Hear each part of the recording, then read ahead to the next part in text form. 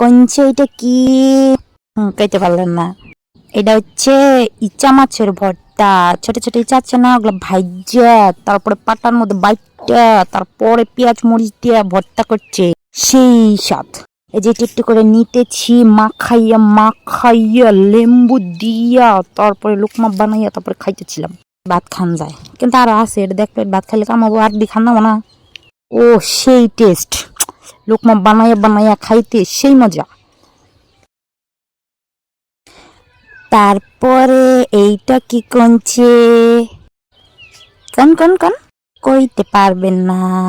এটা হচ্ছে পাঙ্গাস মাছ, বড় লোকের মাছ, পাঙ্গাস মাছ। এটা দিয়া ছোট ছোট আমরা আছে না, ছোট ছোট আমরা কচি কচি কচি কচি কচি কচি কাইটা পাঙ্গাস মাছটা ভাইজা তারপরে আমরা দিয়ে রান্না করছি, টক টক টক টক, সেই মজা। এটা আপনারা খাইছেন নি কোনদিন জানি না।